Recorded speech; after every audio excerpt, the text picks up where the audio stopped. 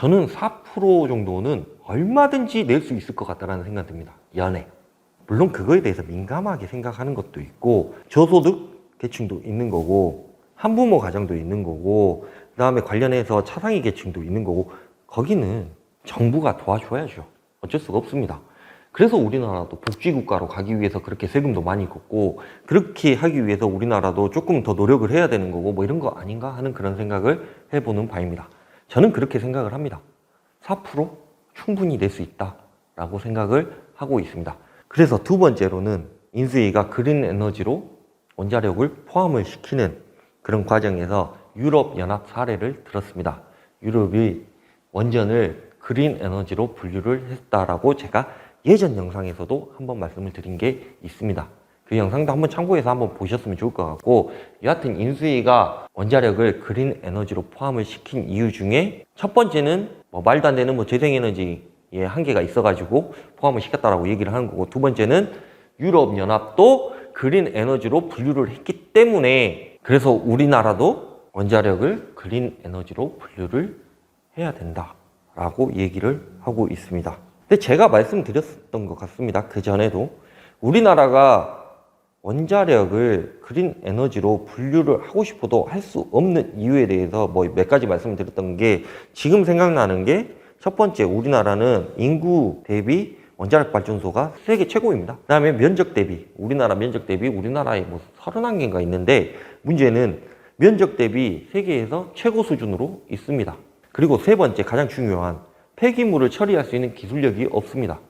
그러다 보니까 우리나라 같은 경우에는 원자력이 그린 에너지로 포함을 시킬 수가 없었던 그런 상황이었고, 그보다도 중요한 게 문제는 사회적인 분위기, 사회적인 합의가 안 되었기 때문에 그래서 원자력은 그린 에너지에서 제외를 시켰던 게 사실이지요. 다음 뭐 화면에서도 말씀드리겠지만, 원자력 폐기물 관련해 가지고 이 폐기물을 뭐 땅에다 묻는다고 하는데, 문제는 이 폐기물을 땅에다 묻는데 우리 집 뒷동산에다가 묻는다고 하면 여러분들은 좋아하시겠습니까? 우리가 초등학교 때 사회 시간에 다 배웠지 않습니까? 림비 핀비 현상 관련해 가지고. 그래서 이런 것들을 좀 생각을 해보면, 제가 앞선 시간에도 약간은 뭐 관련해 가지고 조금 열받아 가지고 이야기를 하는 게 있었지만, 지지율 50%도 간당간당 해 가지고 당선이 됐는데, 하는 것은 지지율 거의 한 100% 받아가지고 하는 그 정도의 수준으로 얘기를 하고 있는 게 아닌가 하는 그런 생각을 해봅니다.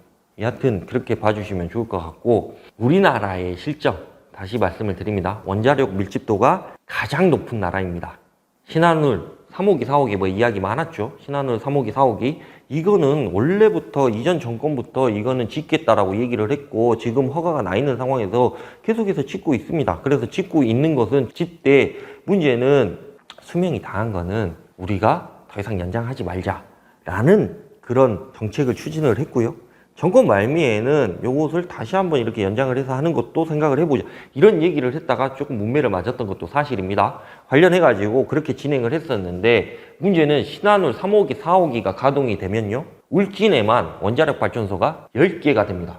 저는 한 번도 원자력 발전소 근처에서 살아본 적이 없어가지고 어느 정도로 위험한가에 대해서는 저는 솔직히 잘 모르겠습니다. 근데 예전에 몇 년 전에 경주에 지진 났었던 때가 있었습니다. 그래가지고 그때 우리나라가 뭐 몇십 년 만에 뭐 몇백 년 만에 뭐 이렇게 가장 큰 지진이 나고, 뭐 이 지진 때문에, 여진 때문에 계속해서 여진이 일어나고, 어디에서 지진이 일어나고, 뭐 가끔 한 번씩 뭐 어디에서 지진이 일어났다, 우리나라에서도. 우리나라는 뭐 지진의 안전지대, 뭐 일본이 이렇게 방어를 해주고 있어가지고 지진 안전지대라고 얘기하는데, 문제는 그게 아니다, 뭐 이런 뭐 연구 결과도 나오고 뭐 어쩌고저쩌고 해가지고 그랬을 때, 와, 경주에 만약에 지진이 일어나가지고 그게 문제가 되게 되면, 원자력 발전소가 만약에 하나라도 폭발하게 된다라고 하면 엄청난 피해가 있겠구나 라는 그런 생각을 해봤습니다. 저는 솔직히 말씀드리면, 뭐 솔직하게 뭐 말씀드릴 필요도 없는 거고, 여하튼 저는 저희 딸내미가 생일이 4월 21일인데 얼마 전에 돌이 지났습니다. 4월 21일이면 이 영상이 나갈 때쯤이면 거의 한 달 정도 지났을 것 같다는 생각은 들고, 여하튼 4월 21일인데 제 딸내미하고는 어떠한 것과도 바꿀 수 없다라는 거는 여러분 제 영상을 보고 계신 모든 분들이 다 이해를 하실 겁니다. 제 자식하고 제 자식을 위해서 목숨도 버릴 수가 있고, 제 자식을 위해서 어떤 짓도 다 할 수 있는 그런 상황입니다. 근데 자연재해도 아니고 갑자기 원자력 발전소가 폭발해가지고 갑자기 뭐 자연재해로 원자력 발전소에 문제가 발생을 해갖고 방사능이 나와가지고 솔직히 애기 열이 뭐 37도만 올라가도 어떻게 해야 될지 모르겠고 막 이렇게 흥분이 되고 하는데, 그러한 상황에서 이 코로나 시기에 혹시나 내가 코로나를 옮아가지고 딸내미가 옮으면 어떻게 하면서 벌벌벌 떨면서 와이프를 시골에 있는 처갓집으로 보내고 뭐 이런 상황이었는데,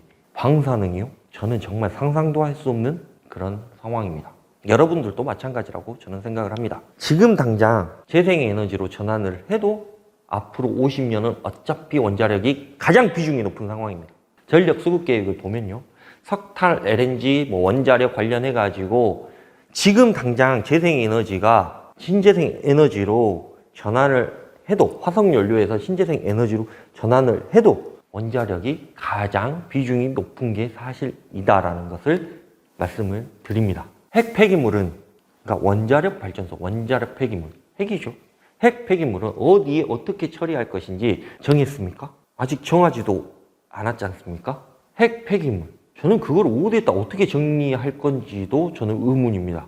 예전에 중국 관련해가지고 사드 막 보복 들어오고, 성주에 사드, 뭐 어디 골프장에다 뭐 사드 이거 배치한다 그래가지고 그때 난리 났었죠. 사드 들어온다, 미사일 그거 들어온다고 해가지고 레이더 들어온다 그래서 그것도 난리가 났는데, 핵 폐기물 처리하는 기술도 없는데 일단 묻어두고 대기해야 되고, 그거를 처리할 수 있는 기술이 갑자기 한 5년 안에 뭐 이렇게 생기는 것도 아닌 그런 상황에서 원자력 발전소 짓고, 원자력 발전소 한 10년, 15년 걸린다고 했죠. 그 다음에 5년 뭐 관련해가지고 핵 폐기물 정리하고, 그 다음에 사회적 합의 이루어야 되고, 그 다음에 또 문제는 핵 폐기물 어디에다가 처리할 것인지 관련해가지고 그 기술력도 없는데 그 기술력도 닦아야 되는 거고, 그 기술력을 연발을 해가지고 시범 삼아 해보기도 해야 될 거고, 관련 그거는 누가 할 것인지, 차기 정부? 차차기 정부? 차차차기 정부가 할까요?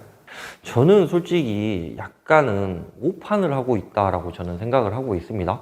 그래서 예전에도 한번 누가 얘기를 했어요. 윤석열 정부 들어오면 정권이 바뀌게 되면 태양광 관련해가지고 상당히 힘들어지는 거 아니냐?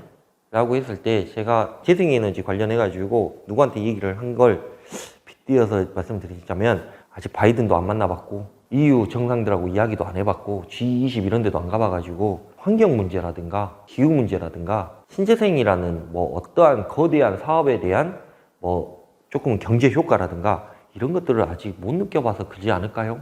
라고 제가 말씀을 드린 적이 있습니다. 이게 부디 우려가 현실이 되지 않기를 바라면서 조금은 생각을 할 필요가 있다라는 게 제 생각인 거고요. 원전은 수명이 있고요. 수명이 다 있을 때는 상식적으로 처리하는 게 맞습니다. 괜히 수명을 정해놓고 우리가 운영을 하는 건 아니지 않습니까? 어떠한 위험도가 있기 때문에 우리가 수명을 정해놓고 사용을 하는 거고, 그 수명이 30년인가요? 30년 동안 우리가 그만큼 발전을 했고, 요게 균열이 가고 어느 정도 문제가 생기고, 그 다음에 어느 정도의 강도의 지진이라든가 이런 것들을 뭐 구조안전진단이라든가 뭐 이런 걸 통해 가지고 당연히 하겠지만, 문제는 우리가 무슨 건물 하나 무너지는 수준이 아니기 때문에 계속해서 주의해야 되는 거고, 어느 정도는 우리가 조금은 손해 보더라도 수명이 다한 거는 폐기를 해야 되는 게 저는 맞다라고 생각을 합니다. 제가 이민을 간다라고 생각을 하면 상관이 없습니다. 엄청나게 땅덩어리 넓은 데에서 그냥 혼자 살고 있고, 막 돈이 너무 많아가지고 막 그런 데다 대저택 지어가지고 이렇게 살고 있으면 상관이 없지만, 문제는 우리나라 땅덩어리도 엄청나게 좁아 터져 있는데, 문제는 거기에 원자력 발전소만 그렇게 많아가지고 뭐 하나 터지면 정말 상상도 할 수 없는 그런 상황인 거고요. 폐기물 처리는 우리 집 너네 집, 제가 말씀드렸죠. 우리 집 뒤에다 할 거냐, 너네 집 뒤에다 할 거냐, 이거 가지고 나중에 되면 또 정치적인 이유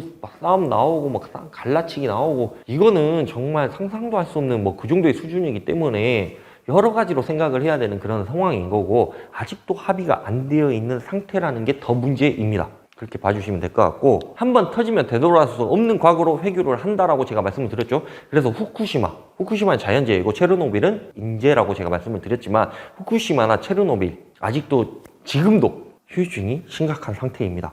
그래서 기형아를 출산을 하고 갑자기 어떠한 문제가 생기고 사람들이 이렇게 죽어나가고 뭐 이런 상황인데, 여러분들한테 대묻고 싶은 게, 마음 놓고 거기에 여행 가라고 하면 갈 수 있습니까? 물론 체르노빌 같은 경우 지금 전쟁 중이니까 안 되는 거고, 후쿠시마에 여행 가라고 일본 총리가 아무리 거기에 후쿠시마에서 무슨 대게를 막 빨아먹고 그 다음에 회를 먹고 도시락을 싸가지고 먹고 막 그런다고 한들, 여러분 같았으면 후쿠시마산 오징어 들어오면 그거 사가지고 먹을 수 있습니까? 못 먹습니다. 그것도 예전에 뭐 거기에 좀 여담을 말씀드리자면 후쿠시마산 뭐 그게 해가지고 뭐 WTO 뭐 해가지고 뭐 그쪽으로 뭐 우리나라에 무조건 수입을 해야 되고 뭐 이런 것들이 있었는데 우리나라가 중재에 들어가가지고 얘기를 하고 그래가지고 그것을 우리가 승소를 했다 뭐 이런 내용들도 있고 여러분들도 다 알고 계실 거라고 저는 생각을 해요. 검색해보면 나오니까 그런 부분들도 있지만 여러분들은 후쿠시마산 뭔가를 먹을 수가 있겠냐라고 보면 절대 그럴 수가 없을 것입니다. 자, 역으로 다시 한번 되묻자면 여러분은 후쿠시마산 해산물을 내 아이에게 먹일 수가 있습니까? 절대 못 먹습니다. 왜? 그게 부모의 마음이지 않을까 하는 그런 생각도 해보고요. 그만큼 원자력은 상당히 무섭습니다. 우리가 상상하는 것 이상으로 무섭습니다. 우리는 유비무환해야 되는 거고 우리는 어떻게 해서든지 신재생 에너지로 전환을 해야 되는 그런 상황인 거고요. 제가 그런 말씀을 드렸지 않습니까? 원자력 발전소가 우리나라는 원자력 발전소 짓는 데에는 진짜 세계 최고 수준이라고 얘기를 합니다. 근데 문제는 원자력 발전소를 더 안전하게 관리를 하고 메인터넌스 하면서 수명이 다한 거는 과감하게 폐기 처분하고 그렇게 가는 게 맞다라고 저는 생각을 하고 있고 어찌됐든 간에 우리 처자식에게는 더 좋은 후세를 물려주기 위해서 신재생 에너지로 가야 되는 그런 사명을 좀 가졌으면 좋을 것 같다라는 생각도 듭니다.